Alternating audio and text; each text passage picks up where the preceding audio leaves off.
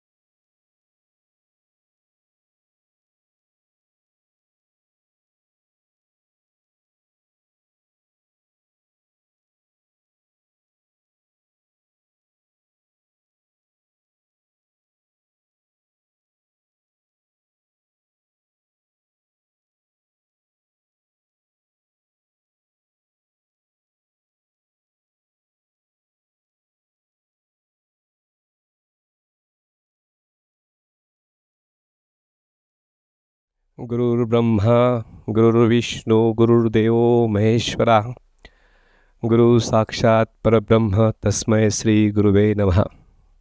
अवधूत चिंतन श्री गुरुदेव दत्त। आज के इस विशेष आयोजन पर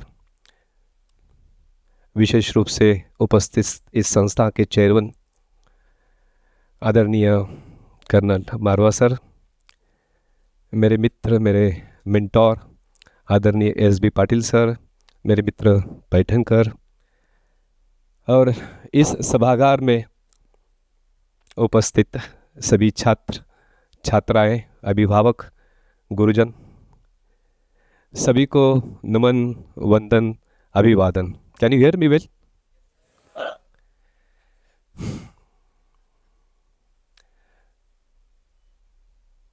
इंडक्शन प्रोग्राम PGDM 2026, इस अवसर पर मुझे मुख्य वक्ता के रूप में निमंत्रण करने हेतु जिन्होंने सुझाव रखा, जिन्होंने अनुमोदित किया, जिन्होंने उसे पारित होने दिया, उन सभी को हृदय से धन्यवाद।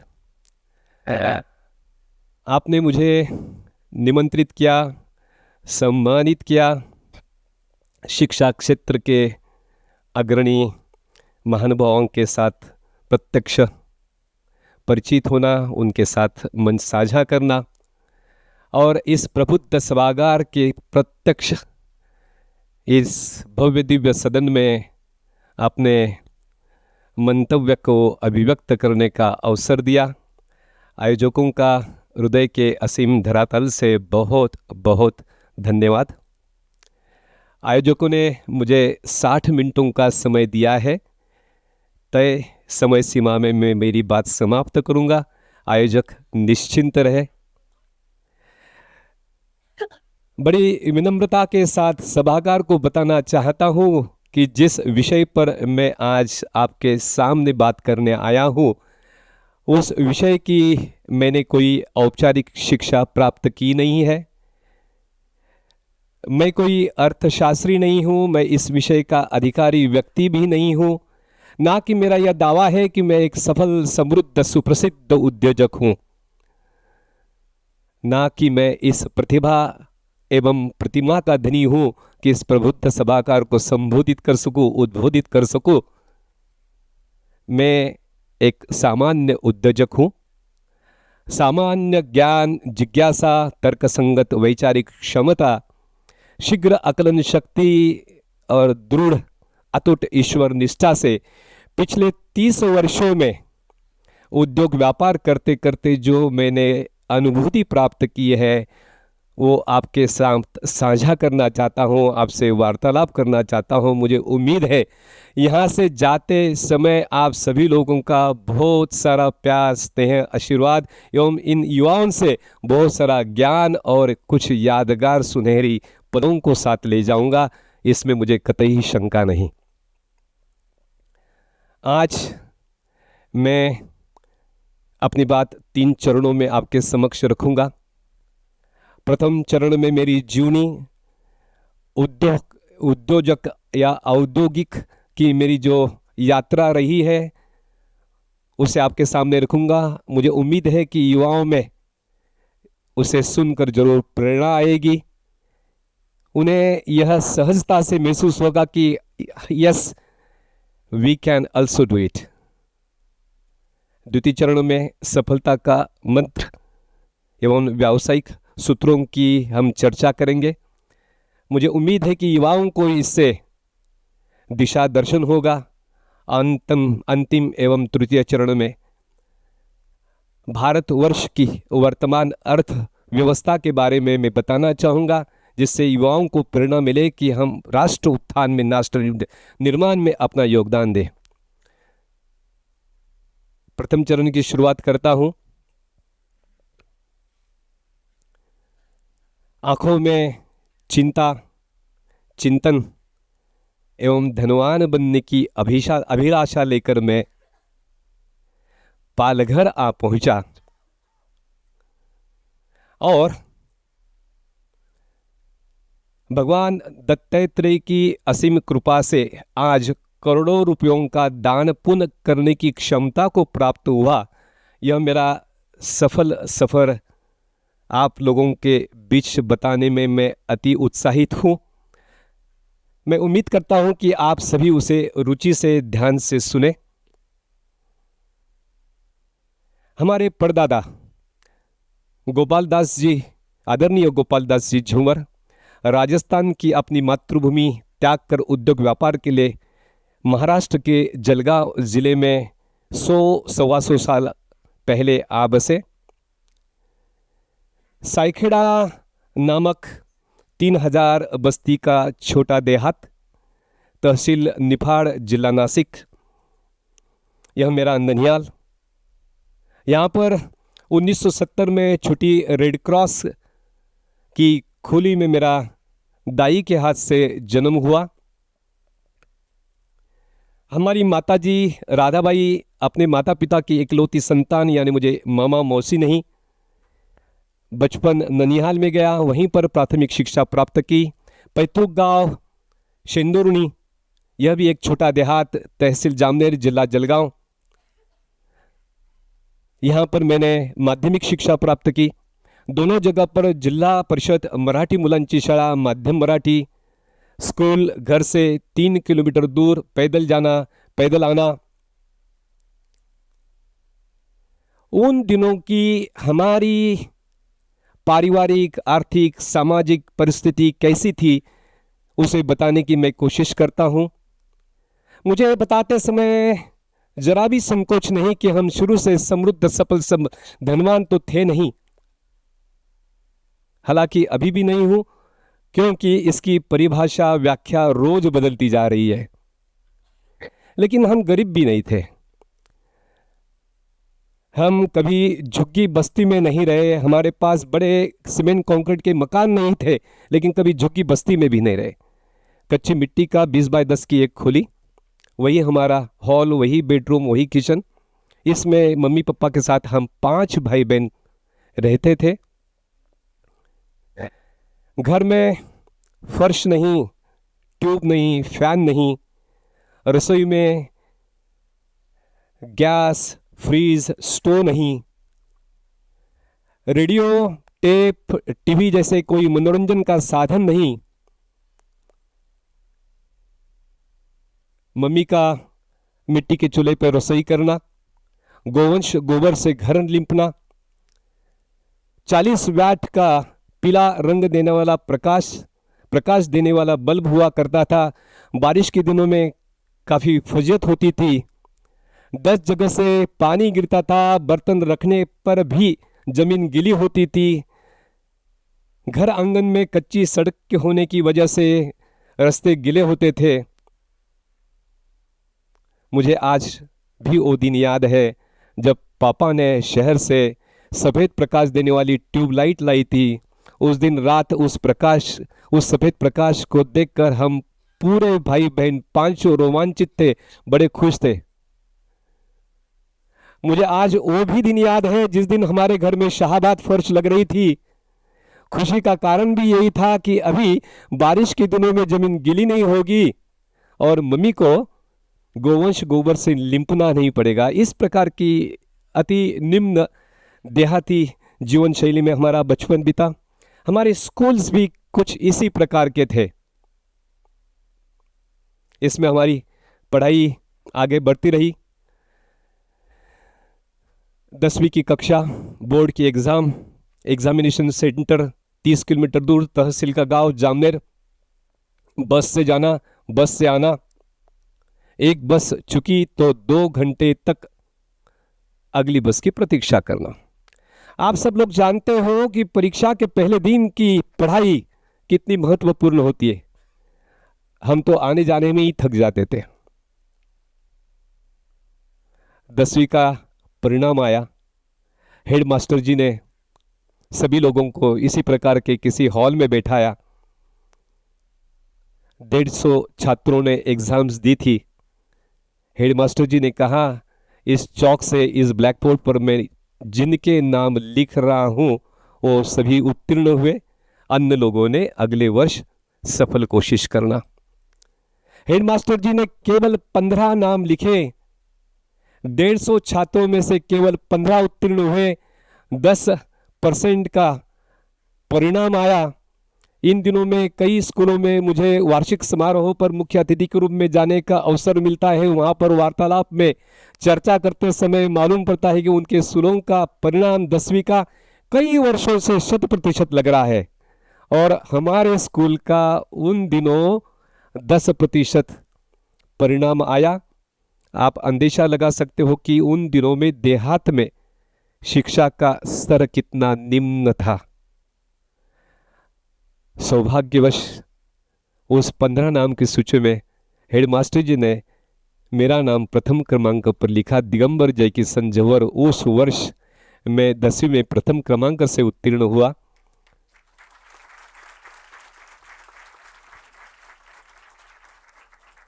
उन दिनों में जो ऊंचे नंबर से, ऊंचे क्रमांक से छात्र उत्तीर्ण होते थे वो केवल 2 विकल्प के साथ अपना भविष्य निर्माण करते थे। एक तो डॉक्टर या इंजीनियर। मैंने डॉक्टर बनने का सपना लेके शहर के गांव नासिक आया। 11वीं 12वीं आरवाई के कॉलेज में था, रिनाउंड कॉलेज। आपको जैसे मैंने हमारे स्कूल के बारे में बताया, देहात का स्कूल, और वहाँ से ट्रांसफॉर्मेशन नासिक का शहर, वो स्कूल्स कॉलेजेस। बड़ा न्यूनगंड आने जैसी बात बताता हूँ, वहाँ पर कॉन्वेंट के स्टूडेंट जो आते थे फर्राटेदार इंग्लिश में बात करते थे, हमारे मन में काफ़ी द्विधा और न्यूनगंड आता था। एक तो मराठी माध्यम, और मराठी वो भी खानदेश की, इथुन तो इतलोंग काहून, और हिंदी भी बात करना तेकू मेकू कायकू, और इंग्लिश का तो सब्जेक्ट ही नहीं था। फिर भी हमने बड़ी मेहनत से लगन से पढ़ाई की। परिणाम आया, 3 मार्क कम रहे। हमें डॉक्टर मतलब केवल एमबीबीएस यही जानकारी थी, मुझे एमबीबीएस बनना था। मेरा सपना था कि पुणे के बीजे मेडिकल कॉलेज से मैं एमबीबीएस की डिग्री हासिल करूं। 3 मार्क कम पड़े। वो मेरा सपना 27 साल के बाद मेरे सुपुत्र डॉक्टर पुष्कर ने पूरा किया। वो इसी बीजे कॉलेज से, बीजे मेडिकल कॉलेज से एमबीबीएस बना।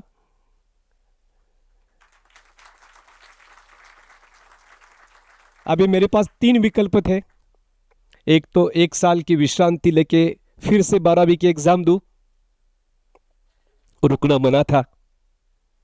दूसरा विकल्प था प्राइवेट मेडिकल कॉलेजेस में एडमिशन लूं, कैपिटेशन भी। ये तो चैप्टर हमारे सिलेबस में था ही नहीं डोनेशन का। और तीसरा विकल्प था कि किसी वैद्य की अन्य शाखा में जाकर अपना भविष्य निर्माण करे, डॉक्टर बने। तो उन दिनों में जिनको एमबीबीएस को एडमिशन नहीं मिलती थी तो वो बीएमएस करते थे। मैं भी गया, बीएमएस हो गया, 93 में डॉक्टर बना। हमारे सभी मित्रों ने अपने अपने गांव में जाके क्लिनिक शुरू किया, दवाखाना शुरू किया। हमारे परिवार परिजनों को भी इच्छा थी कि मैं भी अपने गांव में जाके सिंदूर में दवाखाना शुरू करूं। मुझे फिर से उस गुर्बत की ज़िंदगी में जाना नहीं था, मुझे वहाँ से निकलना था। शाहपुर और मुरबाड़ ये 2 तहसील है जहाँ पर मेरे चचेरे भाई मेडिकल जनरल प्रैक्टिस कई सालों से करते हैं, आज भी कर रहे हैं। पढ़ाई के दौरान मैं उनके पास जाता था, उनके यहाँ क्लिनिक में जो रुग्णों की भीड़ देखता था, और रात में शाम को जो पैसों की पूंजी जमा होती थी वो मुझे बड़ी आकर्षित करती थी। मैं मन में मन बनाया कि मैं तो थाना जिले की 30 तहसील में जाके अपना क्लिनिक शुरू करूंगा। घर वालों का विरोध था, घर से 1 रुपया भी नहीं लिया, न मैंने मांगा ना उन्होंने दिया। मैं एसटी बस पकड़कर चल पड़ा पालघर। बड़े गर्व के साथ बताना चाहूंगा कि उस दिन के बाद आज तक मैंने एसटी बस में कदम नहीं रखा। पालघर ऐसा अनभिज्ञ भौगोलिक क्षेत्र जहां पर हमारे समाज का कोई घर नहीं, हमारा परिवार का कोई सदस्य नहीं, मेरा कोई मित्र नहीं, मेरा कोई परिचित नहीं। इस प्रकार के अनभिज्ञ भौगोलिक क्षेत्र पे मैं जाके बैठा। जीवन यापन के लिए वहाँ के एक अस्पताल में आरएमओ की जॉब पकड़ी। ₹2000 महीना, रहने सोने की व्यवस्था हुई, तनख्वाह से खाने की व्यवस्था हुई। सुबह शाम सुपर स्पेशलिस्ट डॉक्टर्स को असिस्ट करता था, दोपहर में सर्वे करने निकलता था। 3 महीनों में मुझे मेरी पसंदीदा जगह किराए से मिली। मेरा अंतिम लक्ष्य तो मेरा स्वयं का क्लिनिक शुरू करना यही था। मुरबाड़ वाले चचेरे भाई से 10,000 रुपया उधार लाए। जगह में क्लिनिक शुरू करने के लिए एग्जामिनेशन टेबल चाहिए रुग्णों को, वो बनाया। एक टेबल मेरे लिए, एक कुर्सी मेरे लिए, और 5 प्लास्टिक की चेयर्स रुग्णों को बैठने के लिए, एक पर्दा, एक ट्यूब, एक फैन के साथ मेरा अपना क्लिनिक शुरू हो गया 94 में। भगवान दत्तात्रेय की असीम कृपा, असीम अनुकंपा से पहले दिन से रुग्णों का प्रतिसाद बहुत अच्छा रहा। 10, 20-30 करते करते पहले वर्ष के अंत तक मैं 100 रुग्णों को देखने लगा। आमदनी बढ़ती गई, खुशियाँ बढ़ती गई, आत्मविश्वास बढ़ते गया। पहले 3 महीनों में ही बड़े भाई साहब जो मुरवाड़ के थे, जिनसे मैंने 10,000 रुपया उधार लाया था, उसको सधन्यवाद वापस किया। पहले 11 महीनों का जो किराए का करार खत्म होते ही सबसे पहले वो जगह मैंने खरीद ली 3.5 लाख रुपए में। मैं स्वयं अपने परिवार के साथ 1 BHK में 6 साल तक रहा, लेकिन क्लिनिक की जगह पहले खरीद ली। मेरे बात करने में भी आपको कुछ लेसन्स देने की कोशिश कर रहा हूँ कि सबसे पहले हमें अपनी जगह जहाँ पर उद्योग व्यापार हो कैसे सुरक्षित की जा सकती है। रहना तो कहीं भी हो सकता है, लेकिन उद्योग व्यापार जहाँ पर हमको सफलता मिली है उसे छोड़ना नहीं चाहिए। अगर मैं किराए से कंटिन्यू करूँ, घर के मालिक ने अगर उसे किसी को बिक दिया तो मैं कहाँ जाऊँ। तो सबसे पहले उसे मैंने खरीद लिया। बाद में और 6 महीनों के बाद में मैंने मारुति फ्रंटी कार खरीदी की। विश्वास करो, 95 में मारुति फ्रंटी को पाना धनवान होने की निशानी समझी जाती थी। 1.5 साल तक मैंने एक दिन भी क्लिनिक बंद नहीं रखा। इतवार को तो विशेष रूप से चालू रखता था। आसपास के जो इस्टेब्लिश डॉक्टर हैं जो इतवार को बंद रखते थे, मेरी उम्मीद थी कि इतवार को कम से कम कोई ऑप्शन नहीं इनके पास तो जाए। इस हिसाब से मैंने अपने इतवार को भी दवाखाना शुरू रखा था। जैसे भी मारुति फ्रंटी आई, मैंने 1 सप्ताह की छुट्टी ली। दीपावली का अवसर था। ड्राइवर मारुति कार लेके महाराष्ट्र में जितने मेरे निकटवर्ती है, परिजन है, मेरे मित्र है, उन सब को मिल के आया। दिगंबर की मेडिकल जनरल प्रैक्टिस सफलतापूर्वक चल रही है। अभी दिगंबर धनवान बनने जा रहा है, इसका सफल प्रदर्शन करके आया। आने के बाद कुछ वर्षों में स्वयं की, भाई बहनों की शादी की। शुरू से धनवान बनने की बड़ी अभिलाषा थी, बड़ी लालसा थी। क्लिनिक के सफलता ने उसे ऊर्जा दी। अर्थार्जन के और स्रोत निर्माण करने के लिए मुझे प्रेरित किया। और डॉक्टर के लिए सबसे आसान अगर कोई उद्योग है तो रिटेल मेडिकल स्टोर्स। गांव से बड़े भाई साहब राजू दादा को मैंने पालघर बुलाया। उसके सहायता से हमने हमारी गुरु कृपा मेडिकल स्टोर शुरू किया। राजू दादा आज तक पापा के साथ में किराना दुकान में काम करता था। आप सब लोग जानते हो डॉक्टर्स की लिखाई कैसी होती है, उनके प्रिस्क्रिप्शन कैसे होते हैं। उसे पढ़कर सटीक दवा देना बड़ी जिम्मेदारी का काम होता है। सुबह शाम ओपीडी करता था, दोपहर में राजू दादा को सिखाने जाता था। कुछ दिनों में राजू दादा को उसमें महारत हासिल हुई और राजू दादा ने उस रिटेल मेडिकल स्टोर को बहुत एक्सपर्ट्स की तरह हाथ लाया। अब गांव में किराना दुकान थी, यहाँ पर मेडिकल स्टोर था, यहाँ पर मेरी क्लिनिक, हमारे अर्थार्जन के 3 स्रोत निर्माण हुए। हम बड़े खुश हो रहे थे। कुछ वर्षों में पूरे परिवार पालघर स्थलांतरित हुआ। पूरे परिवार के साथ रहने का आनंद कुछ और होता है। हम और खुश होते गए। दिन भर राजूदा मेडिकल स्टोर में, मैं क्लिनिक में, मैं 100-150 पेशेंट रोज देखता था। दिन भर बातचीत करने को समय नहीं मिलता था। रोज शाम को 10 बजे, 11 बजे, कितने भी बजे, रात में खाना खाने के बाद राजू दादा और मैं 1 घंटा घूमने निकलते थे। हमारे बिल्डिंग के नीचे एक पान की दुकान थी। कलकत्ता नवरत्न कीवाम का पान लेते थे। आधा वो खाता था, आधा मैं खाता था और 1 घंटा चर्चा करते थे। चर्चा का विषय एक ही रहता था, उद्योग व्यापार का विस्तार कैसे करें, आमदनी कैसे बढ़ावे, धनवान कैसे शीघ्र से शीघ्र हुए। रिटेल मेडिकल स्टोर्स की सफलता ने उसी क्षेत्र में हमें विस्तार करने के लिए प्रेरित किया। हमारी नजर हमारे डिस्ट्रीब्यूटर्स पे पड़ी। हमने विचार किया ये डिस्ट्रीब्यूटर हमारे जैसे हजारों रिटेल मेडिकल स्टोर को दवाई बिकता होगा, यानी इसका उद्योग बढ़ा, यानी इसकी आमदनी भी जरूर बड़ी होगी। बस केवल इस विचार ने हमने रिटेल बंद किया और होलसेल शुरू किया। इससे हमारी आमदनी 5 गुना बढ़ी। इसमें भी हमें सफलता प्राप्त हुई। सफलता के साथ महत्वाकांक्षा, जिसे हम लालसा भी कह सकते हो। अब हमारी नज़र मार्केटिंग कंपनियों पर गई। ये मार्केटिंग कंपनियां मेरे जैसे अलग अलग शहर में कितने डिस्ट्रीब्यूटर्स को दवाई बिकता होगा, यानी इसके उद्योग व्यापार का विस्तार बढ़ा, इसका व्यापार बढ़ा, जरूर इसकी आमदनी भी बड़ी होगी। केवल इस विचार ने हमें अपना होलसेल बंद करके मार्केटिंग कंपनी शुरू करने के लिए प्रेरित किया। सौभाग्यवश पालघर क्षेत्र एक औद्योगिक क्षेत्र है, यहाँ पर कई सारी फार्मा कंपनियां कार्यरत है। माता सरस्वती का जीवा पर वास रहा है, वार्तालाप ठीक ठाक कर लेता हूँ। उनसे वार्तालाप किया, विचार विमर्श के बाद में हमने 2, 4, 10, 20, 50 प्रोडक्ट हमने डेवलप किए अपने ब्रांड्स में और उसका मार्केटिंग शुरू किया पालघर क्षेत्र से, एक डिस्ट्रीब्यूटर, 2 मेडिकल रिप्रेजेंटेटिव के साथ में। यह बिजनेस भी हमें काफ़ी रास आया। इसका विस्तार पूरे महाराष्ट्र के हर जिले में डिस्ट्रीब्यूटर्स अपॉइंट किए, मेडिकल रिप्रेजेंटेटिव्स रखे।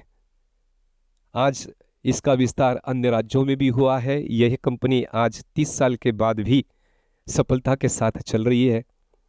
इस सभागार में आदरणीय पाटिल साहब बैठे हुए, इनके प्रेरणा से वो कंपनी शुरू हुई थी। सर उन दिनों से आज हमारे साथ में है। फार्मा का हम पी नहीं जानते थे, उस दिन से पाटिल साहब के आशीर्वाद से हम लोग इस फार्मा इंडस्ट्री में आज इस मंच पर बैठकर जिस आयुर्भाव से आपसे बात कर रहा हूँ, उसका पूरा श्रेय पाटिल साहब को जाता है।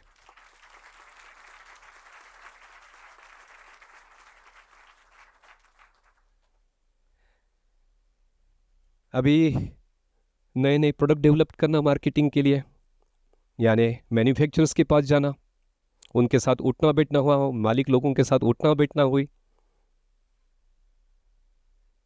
मार्केटिंग में सफलता आई, फिर से लालसा बढ़ने लगी। अभी हमारी नज़र मैन्युफैक्चरर्स पे। ये भाई हमारे जैसे कितनी मार्केटिंग कंपनियों को दवाई बिक के देता होगा, इसका मतलब इसका उद्योग बड़ा, जरूर आमदनी भी बड़ी होगी। सुना भी था इंडस्ट्रीज में पैसा है।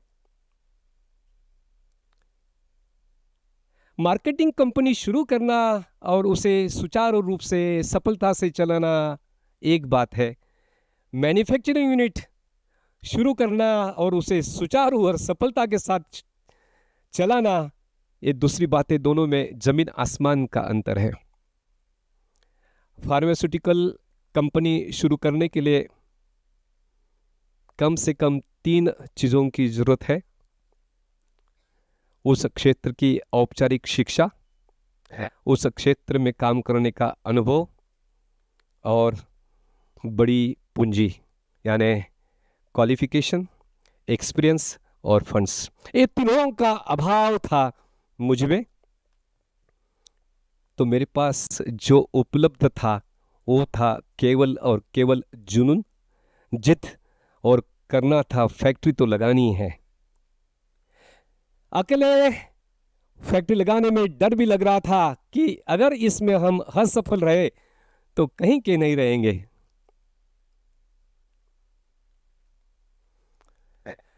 चार मित्रों को जोड़ा, प्राइवेट लिमिटेड कंपनी गठित की, तारापुर एमआईडीसी में एक प्लॉट आवंटित किया 2002 में, और बड़ी कठिनाइयों के साथ में 2007 में हमारी पहली pharmaceutical company impulse pharma private limited शुरू हुई। शुरू के कुछ वर्षों तक वो कंपनी को पूरी तरह से मैं देख रहा था, मुझे उसमें रुचि भी थी, साथ साथ में मैं मेरी ओपीडी भी शुरू रखी थी। पालघर यह क्षेत्र मुंबई के पास होने की वजह से और मुंबई में सभी फार्मा कॉरपोरेट्स के ऑफिसेस होने की वजह से कॉन्ट्रैक्ट मैन्युफैक्चरर में हमें प्राथमिकता मिलती है। इस तरह से हमारी प्रोडक्ट बास्केट बढ़ती गई, कस्टमर्स बढ़ते गए, उद्योग व्यापार बढ़ते गया, आमदनी बढ़ती गई, रेवेन्यू बढ़ते गया, हम बहुत खुश थे, सब कुछ अच्छा चल रहा था। पाटिल साहब 2 साल के बाद यस। डायरेक्टर्स में अनबन शुरू हो गई। मेरा फैक्ट्री जाना बंद हो गया। उद्योग व्यापार धीमे पड़ने लगा।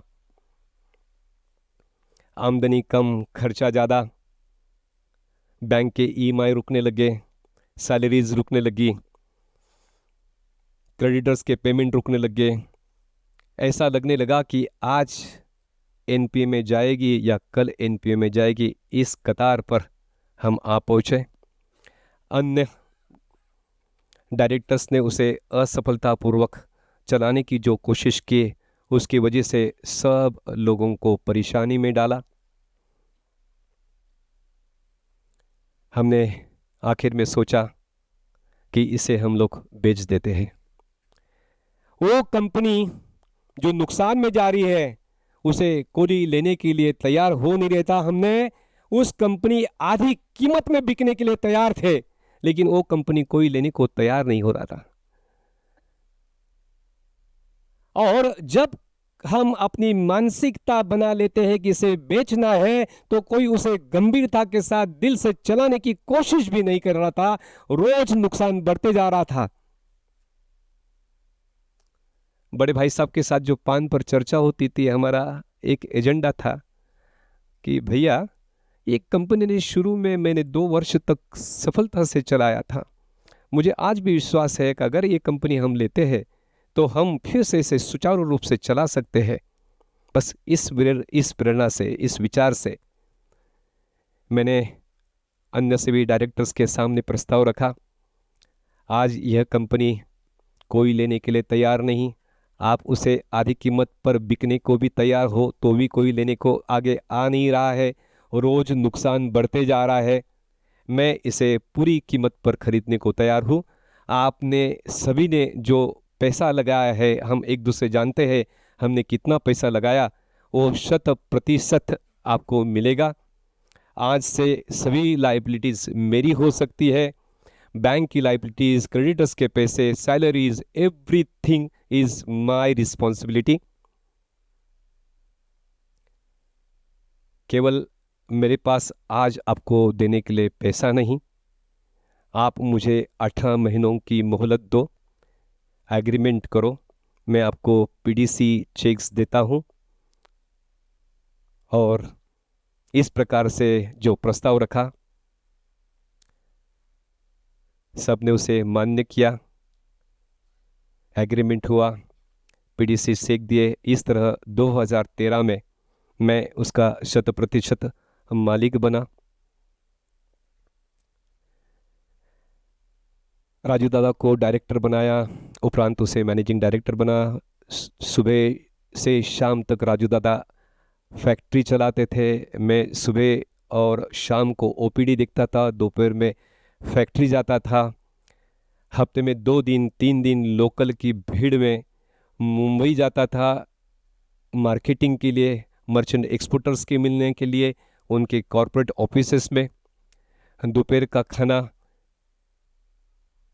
मेरे लिए रोटी, सब्जी, दाल, चावल, दाल ज़्यादा डालकर मिक्सर में एक लोटे में मेरे दोपहर का खाना तैयार रहता था। दोपहर में मैं खाना खाता नहीं था, खाना पीकर दौड़ता था।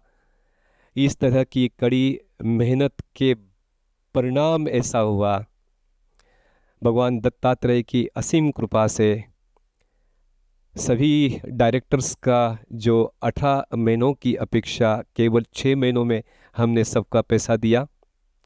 उसके अगले 6 महीनों में हमने बैंक का कर्जा चुकाया। जो कंपनी डूबने वाली थी, जो कब एनपी में जाएगी इस कतार पर थी, वो कंपनी मुनाफे में भी आई और डेट फ्री भी बनी।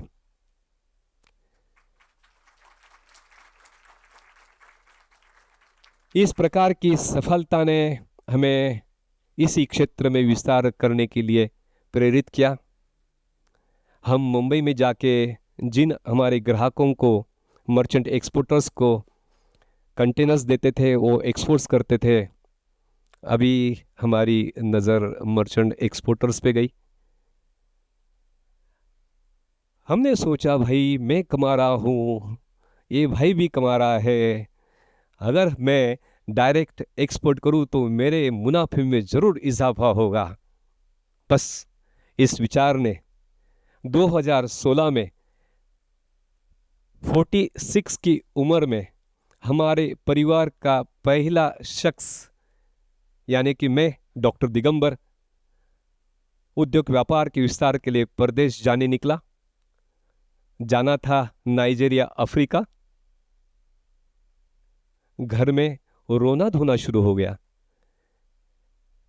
मम्मी को किसी ने बता दिया कि नाइजीरिया सुरक्षित जगह नहीं है, वहां से सही सलामत वापस आना बड़ा मुश्किल हो सकता है। बस मम्मी की एक ही रट शुरू हो गई, दिगंबर तू बहुत लालची हो गया है। हमने कभी सपनों में भी नहीं सोचा था इस प्रकार की सफल समृद्ध हमारी वास्तविकता है, तुझे जाने की जरूरत क्या। मेरी पुरानी फितरत कंफर्ट जोन में रहना नहीं, महत्वाकांक्षा को दबने देना नहीं, हैप्पी रहना, कंटेंटेड नहीं। मैं जहां पहुंचा अफ्रीका, नाइजीरिया, यह हमारी पहली विदेश यात्रा उद्योग व्यापार की बेहद सफल रही। पहले ही विदेश यात्रा में 50 to 40 फीट कंटेनर्स एडवांस के साथ ऑर्डर ले आया, जो इंपल्स फार्मा के लिए अगले 3 महीनों का काम था। इस प्रकार की सफल प्रतिसाद के बाद हमारी महत्वाकांक्षा और बढ़ती गई। हम कई बार अफ्रीका गए, अफ्रीका के अन्य देशों में हमने अपने उद्योग व्यापार विस्तारित किया। आज impulse pharma 2 star export house है। 2013 से 2017 तक हमने अपने कंपनी की मैन्युफैक्चरिंग कैपेसिटी 5 गुना बढ़ाई।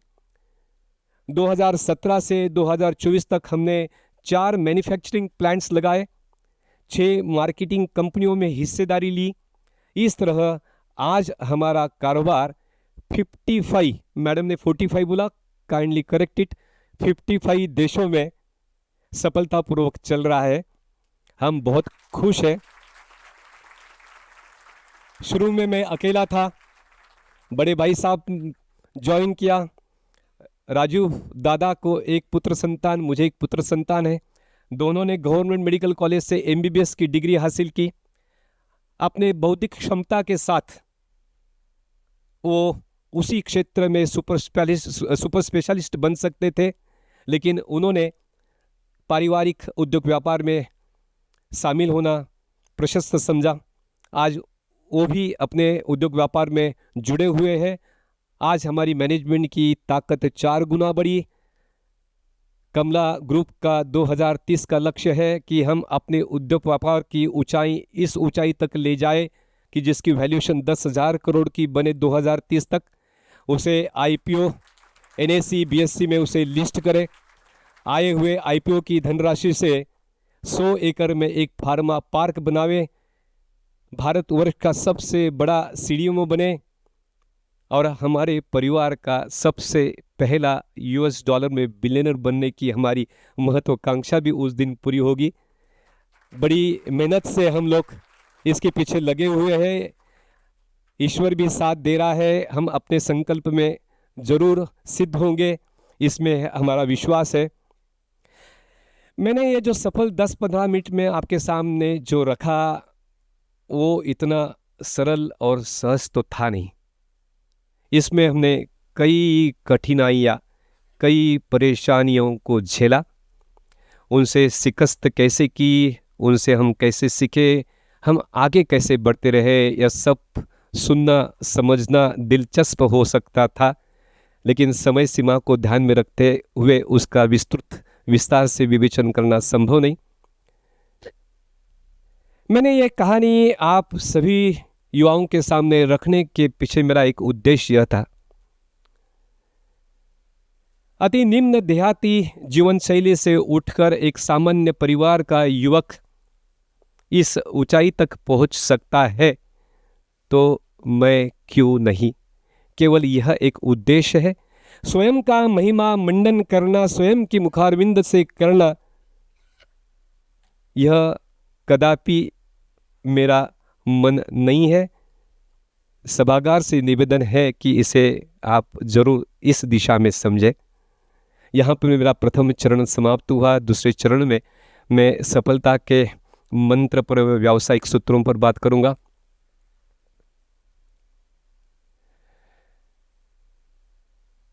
परिस्थितियां सबके साथ समान कभी भी नहीं होती।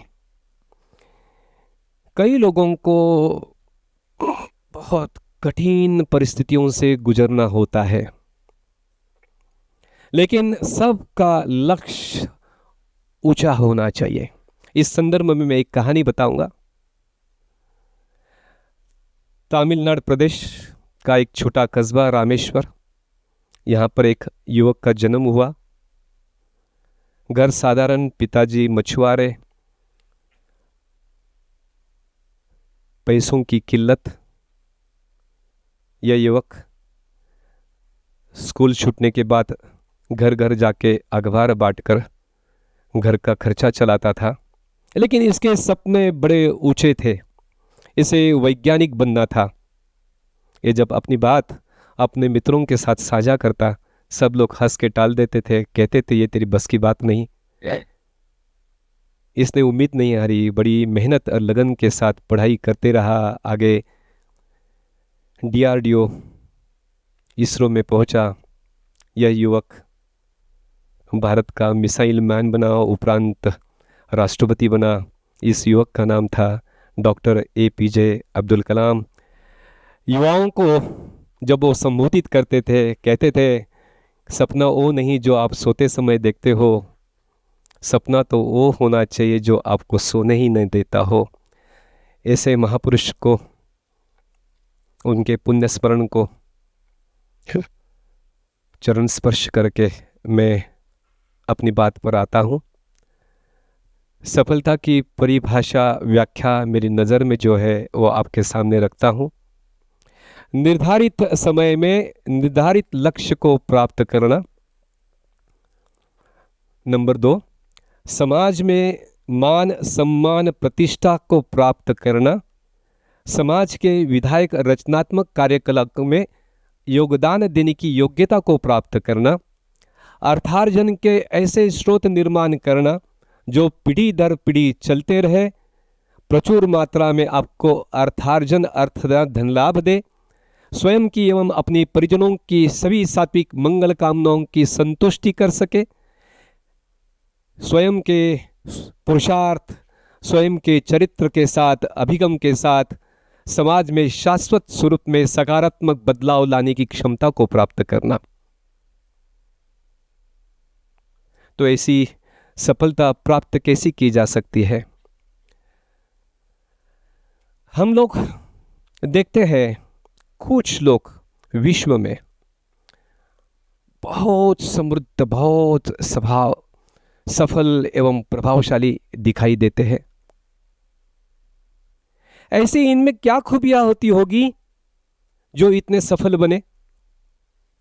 अगर हम विश्व के अत्यंत प्रभावशाली, अत्यंत सफल व्यक्तियों के, महानुभावों के चरित्र, उनके जीवन गाथा अगर पढ़ते हैं, देखते हैं, सीखते हैं, तो हमें कई आदतें समान दिखाई देती है। उन खूबियों को अगर हम अपने जीवन में उतारे तो मुझे लगता है कि सफलता की प्रोबेबिलिटीज है वो बढ़ सकती है। उन सभी गुणों का, उन सभी खूबियों का विस्तार से विवेचन करना यहाँ पर समय सीमा को ध्यान में रखते हुए संभव नहीं, लेकिन कुछ विशेष बिंदुओं को स्पर्श करके मैं इस विषय का समापन करना चाहूंगा। वो सभी लोग सुबह जल्दी उठते थे, अर्ली राइजर्स, यानी रात में जल्दी सोते थे। 7-8 घंटों की निद्रा संपूर्ण स्वास्थ्य के लिए अत्यंत आवश्यक होती है। अर्ली मॉर्निंग मिराकल्स अगर आप YouTube पर डालते हो, जिज्ञासुओं के लिए बताना चाहूँगा कि आपको विस्तार से जानकारी मिल सकती है। इंग्लिश में एक कहावत भी है, early to bed early to rise makes man healthy wealthy and wise. शारीरिक, बौद्धिक, मानसिक और आध्यात्मिक संपूर्ण स्वास्थ्य संतुलित और निरंतर विकसित रखने के लिए आपको प्रतिदिन विशेष अभ्यास की जरूरत है। शारीरिक स्वास्थ्य के लिए physical exercise, gymming, jogging, running, जिससे आपका फिजिकल फिटनेस बना रहे। बौद्धिक स्वास्थ्य के लिए आपको एक्स्ट्रा करिकुलर किताबें पढ़ने की आवश्यकता है। फिक्शन एवं मनोरंजन की किताबें पढ़ना यानी वक्त जाया करना। किताबें तो वो पढ़ी जानी चाहिए जिसमें सफल प्रभावशाली व्यक्तियों के जीवन चरित्र लिखे हो, जिसे पढ़कर अपने मनोमस्तिष्क में सकारात्मक बदलाव ऐसा आए, आपके भविष्य को, आपके चरित्र को, आपके पुरुषार्थ को नया आयाम, नया दिशा दे सके। इससे आपका IQ इंटेलिजेंट क्वोशंट बढ़ेगा। मानसिक स्वास्थ्य के लिए आपको योग, प्राणायाम, ध्यान धारणा का निरंतर अभ्यास करना चाहिए, जिससे आपका इमोशनल क्वोशंट EQ बढ़ेगा। आध्यात्मिक स्वास्थ्य के लिए अपने इष्ट दैवत जो भी है उसे प्रार्थना के माध्यम से निरंतर प्रतिदिन विशेष समय पर अनुबंधित होना पड़ेगा, जिससे आपका स्पिरिचुअल क्वोशंट बढ़े। आहार अत्यंत महत्वपूर्ण होता है। सही समय पर सम्यक मात्रा में शुद्ध शाकाहार का सेवन संपूर्ण स्वास्थ्य के लिए अत्यंत आवश्यक है। माताजी, पिताजी, गुरुजन, ज्येष्ठ श्रेष्ठ व्यक्तियों के प्रति श्रद्धा, विश्वास, कृतज्ञता और समर्पण भावना से व्यवहार करें, जिससे आप में एक सादगी आएगी, विनम्रता आएगी, एक परिपक्वता आएगी, आपकी पर्सनैलिटी ग्रूमिंग होगी। History of Mankind is the history of thoughts. विचार मंथन से संकल्प की प्रवृत्ति होती है और इसी प्रकार का विचार, इसी प्रकार का संकल्प, इसी प्रकार का ध्येय दृढ़ता से अपने मनोमस्तिष्क में धारण करने से उसकी अपने अंतर्मन में प्रतिभा अंकित होती है। इससे आपको विशेष प्रकार का आत्मविश्वास, विशेष प्रकार का अभिगम डेवलप होता है। वही आपके इस लक्ष्य को सफलता तक पहुंचाएगा। A strong desire to become rich, strong desire to become famous, strong desire to become influential, law of attraction पर विश्वास करो, उसका अभ्यास करो। पावर ऑफ सबकॉन्शियस माइंड में विश्वास रखो, उसका अभ्यास करो। अफर्मेशन टेक्निक्स, पॉजिटिविटी पर विश्वास करो, उसका अभ्यास करो।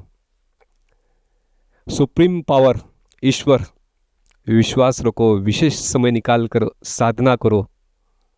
मैं प्रतिदिन 2 घंटा ईश्वर की साधना करता हूँ, विश्वास करो। कठिन परिस्थितियों में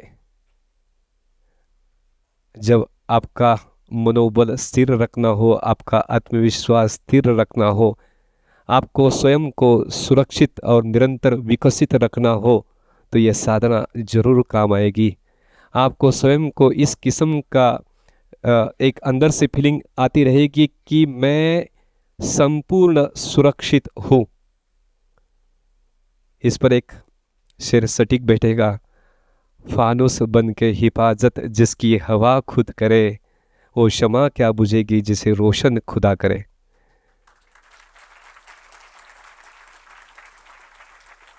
निशंक होई रे मना, निर्भय होई रे मना, प्रचंड स्वामी बळ पाठिसे नित्य आहे रे मना, अतर्क्य अवधूत हे स्मृतुगामी, अशक्य ही शक्य करतील स्वामी, अशक्य ही शक्य करतील स्वामी।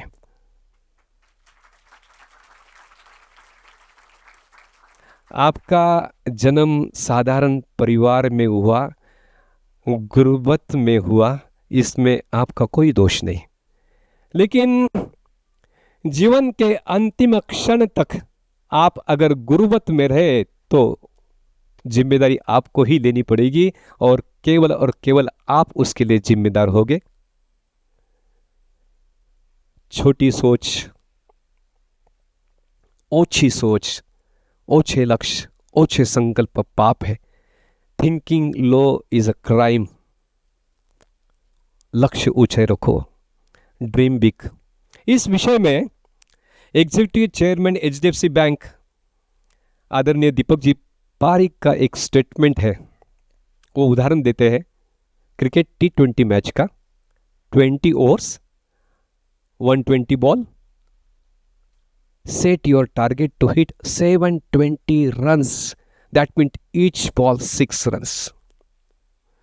इस प्रकार का अपना क्षेत्र का चयन करो, जिस क्षेत्र में आप अपना भविष्य निर्माण करना चाहते हो, उस क्षेत्र पर जिस मुकाम पर आपको पहुंचना है उसको निश्चित करो। सेटिंग टारगेट ये अपने आप में एक प्रोजेक्ट है। इसके लिए अपने सहयोगी मित्रों की, गुरुजनों की, परिजनों की, इस इंडस्ट्री के एक्सपर्ट्स की सहायता ले। लक्ष्य निश्चित करे और रोड मैप डिजाइन करे और बस उस पर लगे रहे। जिस क्षेत्र में हमें अपना भविष्य निर्माण करना है उस क्षेत्र की औपचारिक शिक्षा प्राप्त करें। Optimum education is enough.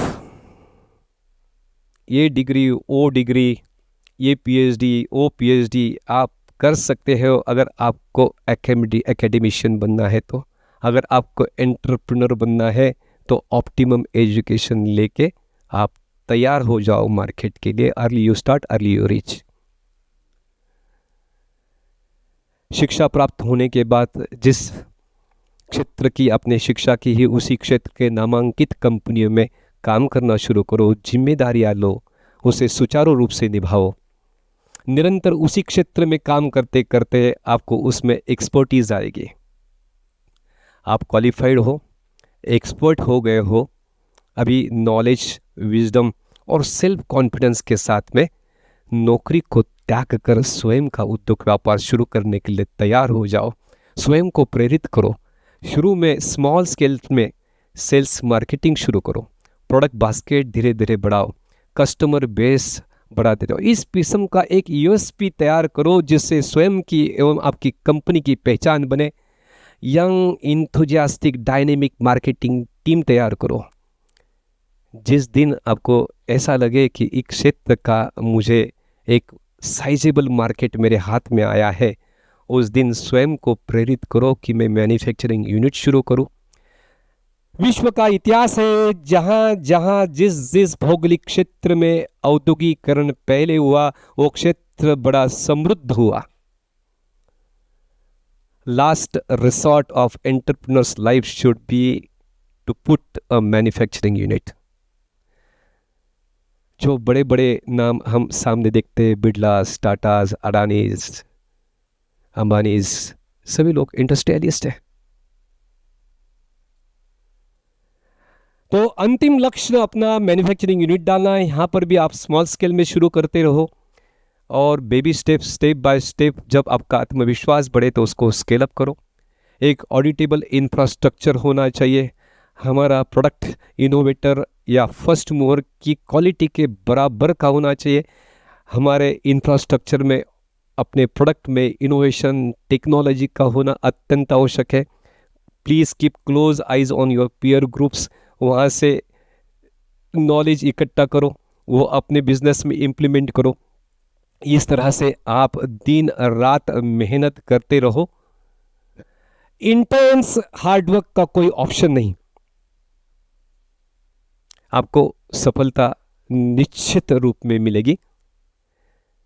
इस सफलता के यात्रा में असफलता के कई क्षण आएंगे, लेकिन आपको डरना नहीं, आपको रुकना नहीं, आपको छोड़ के भागना नहीं। आप बने रहो, स्वयं पर विश्वास रखो, अपने लक्ष्य पर विश्वास रखो। हमने जिस दिन एक्सपर्ट्स की सहायता से रोड मैप बनाया था उस पर विश्वास रखो और बने रहो। सफलता निश्चित मिलेगी। Alibaba.com founder, chairman respected mister Jack Ma का एक बड़ा विख्यात स्टेटमेंट है, in entrepreneurs life today is bad, tomorrow is worst, but day after tomorrow is beautiful. But irony is that most of the entrepreneurs die very next day, tomorrow evening. They don't exist to see the beautiful day after tomorrow. The crux of the statement is that perseverance is the key to success. सफलता प्राप्त होने के बाद आपकी मानसिकता कैसी होनी चाहिए, इस पर मैं अपने विचार रखना चाहूँगा. सफलता का अक्षय कदापि स्वयं के पुरुषार्थों को ना दे, इसे ईश्वर को समर्पित करे. ऐसा समझे कि उसने आपको किसी विशेष सेवा के लिए नियुक्त किया है. प्राप्त धन का विनियोग भी उसके मर्जी से करे, विश्वस्त बन के करे, ना कि स्वयं की भोग में लाए. आपकी सफलता में आपके परिजन, अपने स्नेहीजन, अपने मित्रों का, कई महानुभावों का प्रत्यक्ष अप्रत्यक्ष योगदान होता है. इसका निरंतर स्मरण रखें. इससे क्या होगा, आपके प्राप्त जो सफलता है, जो प्राप्त धन है, आपके सर चढ़ बोलेगा नहीं. आपके पैर सदैव जमीन पर बने रहेंगे. आपके आचार विचारों में सात्विकता, सादगी आएगी, जिससे आप समाज में विशेष मान सम्मान प्रतिष्ठा को प्राप्त होगे. जैसे भी आपको सफलता आए, कुछ जिम्मेदारियों का निर्वहन भी करना अत्यंत आवश्यक है.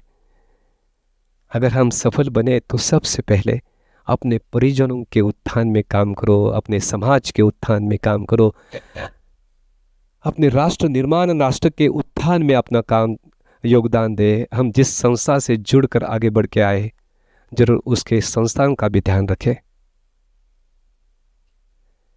यहाँ पर मैं अपना द्वितीय चरण समाप्त करता हूँ. अंतिम तृतीय चरण में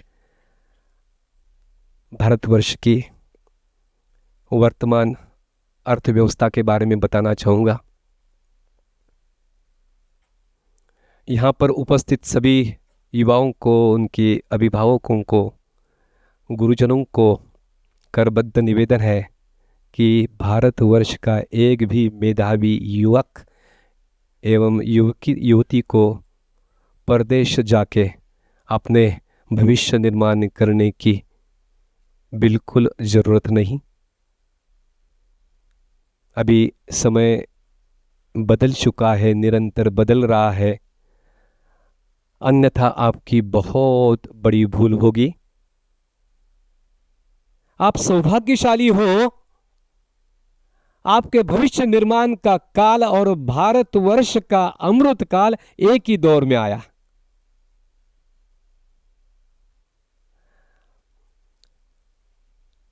भारतवर्ष के बारे में कुछ रोचक बातें आपको बताना चाहूँगा. भारतवर्ष एक प्राचीनतम सभ्यता है. भारतवर्ष इस विश्व की सबसे बड़ी लोकतांत्रिक व्यवस्था है. भारतवर्ष इस विश्व के सबसे बड़ी जनसंख्या वाला देश है. 150 करोड़ जनसंख्या के साथ मानव संसाधन में हम अव्वल क्रमांक पर आते हैं. भारतवर्ष की औसतम आयु 29 वर्षों की है, यानी हमारी जनसंख्या 50% 29 वर्षों के नीचे, 50% 29 वर्षों के ऊपर है.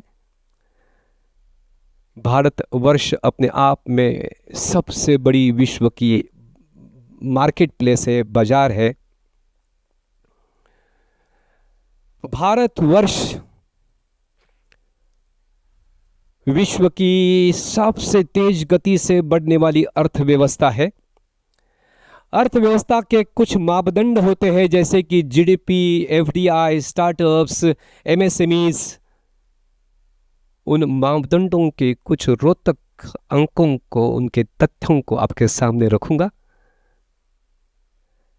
जीडीपी के बारे में बताना चाहूँगा। 2015 में भारत वर्ष 10वें क्रमांक की अर्थव्यवस्था थी। आज 4.5 ट्रिलियन डॉलर्स के साथ हम चतुर्थ क्रमांक की अर्थव्यवस्था है। इसके कुछ रोचक तथ्यों को आप सुनो। हमें पहला ट्रिलियन अपने जीडीपी में जोड़ने के लिए 65 वर्षों का लंबा इंतजार करना पड़ा। दूसरे ट्रिलियन को हमने केवल 8 वर्षों में जोड़ा। तीसरे ट्रिलियन को हमने केवल 5 वर्षों में जोड़ा। चौथे ट्रिलियन को हमने केवल 2 वर्षों में जोड़ा। अब तो परिस्थिति इस किस्म की तेज गति से जा रही है, भारतवर्ष अपने जीडीपी में हर वर्ष 1 ट्रिलियन को जोड़ रहा है।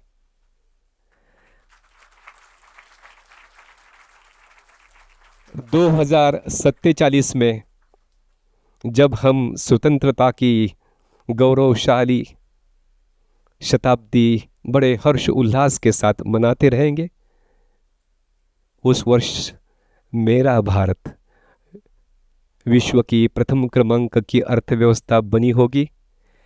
मेरा महासत्ता बनना, विश्व गुरु बनना, विकसित भारत बनने का सपना साकार हुआ होगा। इसमें हम सबको विश्वास रखना चाहिए। इसमें हमें अपने पार्ट का योगदान देना चाहिए।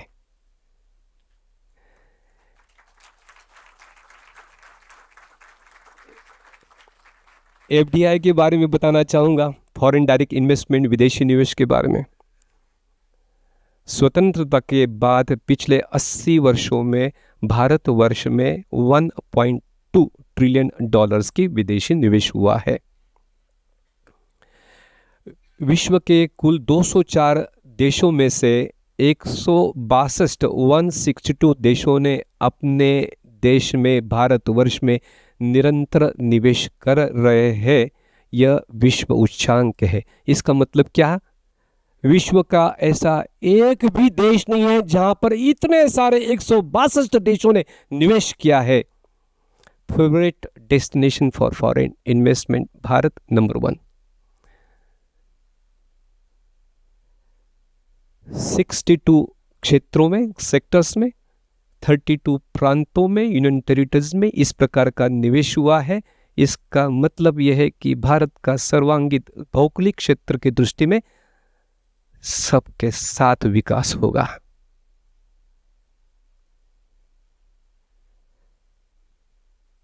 पिछले 10 वर्षों में, केवल पिछले 10 वर्षों में 50% से ज्यादा का फॉरेन इन्वेस्टमेंट भारतवर्ष में आया है।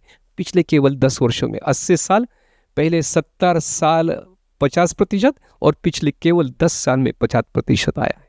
पिछले 10 सालों में हर साल अपना उच्चांक तोड़ रहा है। हर साल पहले वर्ष की तुलना में अधिक विदेशी निवेश आ रहा है। यह भी एक विश्व उच्चांक है। आपको बताते समय गर्व हो रहा है। कोरोना की आपदा में भी यह परंपरा खंडित नहीं हुई। उस वर्ष भी पहले वर्ष की तुलना में अधिक विदेशी निवेश आया। विदेशी निवेश भारतवर्ष में आना, इसका केवल यह मतलब नहीं कि विदेशी मुद्रा भंडार अपने देश में आ रहा है। इसके मायने, इसकी महत्ता कुछ और है। विश्व के पूंजीपतियों का आप पर, आपके पुरुषार्थ पर, आपके चरित्र पर, आपकी कर्मठता पर, आपके पारदर्शिता पर, आपके उद्योजकता पर, आपके एवं भारतवर्ष के उज्जवल भविष्य पर अति दृढ़ विश्वास है। इसलिए विदेशी निवेश अपने भारत देश में आ रहा है। स्टार्टअप्स के बारे में क्या बताएं?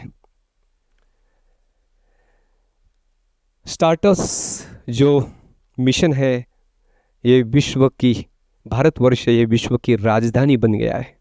पूरे विश्व में भारतवर्ष के स्टार्टअप्स की चर्चा, यहां पर इतना खूबसूरत इकोसिस्टम डेवलप हो गया है और निरंतर डेवलप हो रहा है। 2016 में आदरणीय प्रधानमंत्री जी ने स्टार्टअप मिशन की भी औपचारिक शुरुआत की। उस दिन केवल 452 रजिस्टर्ड स्टार्टअप्स थे। आज भारतवर्ष में सफलतापूर्वक 2 लाख से भी स्टार्टअप्स कार्यरत है। यह विश्व उच्चांक है। इन्हीं स्टार्टअप में से यूनिकॉर्न कंपनीज उभर कर आ रही है। औसतम केवल 15 दिनों में एक स्टार्टअप यूनिकॉर्न बन रहा है और यह गति दिन पर दिन बढ़ती जा रही है। Just see the pace and skill of Indian economy. ये सभी अंकों को सुनकर यहाँ पर उपस्थित सभी को बड़े प्रभावित हुए होंगे, रोमांचित हुए होंगे और हम इस भारतवर्ष के नागरिक होने पर हमें गौरव महसूस होता होगा। आप विश्वास करो, यह केवल शुरुआत है। भारत का एवं भारतवासियों का भविष्य अत्यंत उज्जवल है। इसलिए पुनः एक बार सभी को करबद्ध प्रार्थना है कि अपने भविष्य निर्माण की खोज में विदेश जाने की बिल्कुल जरूरत नहीं। भारतवर्ष में आपको नौकरी के, उद्योग व्यापार के अनंत अवसर उपलब्ध है। समापन में कृतज्ञता व्यक्त करना चाहूँगा। मैं जिस आविर्भाव के साथ, जिस आत्मविश्वास के साथ आपके सामने प्रस्तुत हूँ, मेरे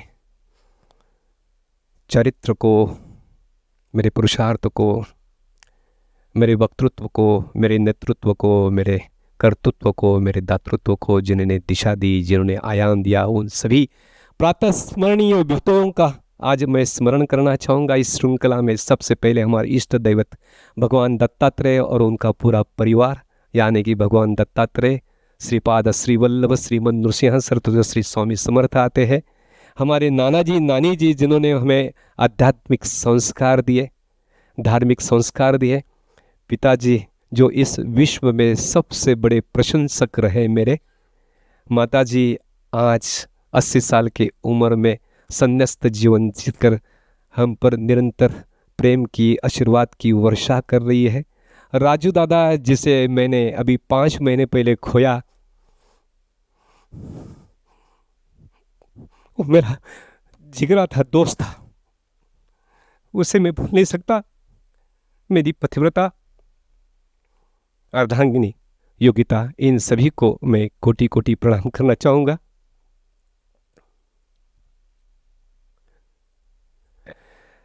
आप सभी अपने क्षेत्र में रोज, दिन ब दिन, प्रतिदिन नई ऊंचाई हासिल करें और इस किस्म का पुरुषार्थ का प्रदर्शन करें कि इतिहास भी आपके लिए एक पन्ना रिक्त रसे। उस रिक्त पन्ने को अपने अपने पुरुषार्थ से, चारित्र से रंगीन करना है। सदैव याद रखें, केवल सफल होना पर्याप्त नहीं, जीवन में सार्थक होना अत्यंत आवश्यक है। क्यों डरे जिंदगी से, क्या होगा? कुछ न होगा तो तजुर्बा होगा। कबीरा कह गए, जब हम पैदा हुए जग हंसे हम रोए। ऐसी करनी कर चलो, हम हंसे जग रोए। बड़ी शिद्दत से निभाओ अपना किरदार इस जिंदगी में यारो। पर्दा गिरने पर भी तालियां बजती रहे। आप लोगों की जोरदार तालियों के बीच मैं अपने वाणी को विराम देता हूं। फिर जरूर मिलेंगे किसी अन्य दिन, किसी अन्य मंच पर, किसी अन्य विषय के साथ। तब तक के लिए खुश रहे, खुशियां बांटे। जय हिंद, जय भारत, जय श्री राम।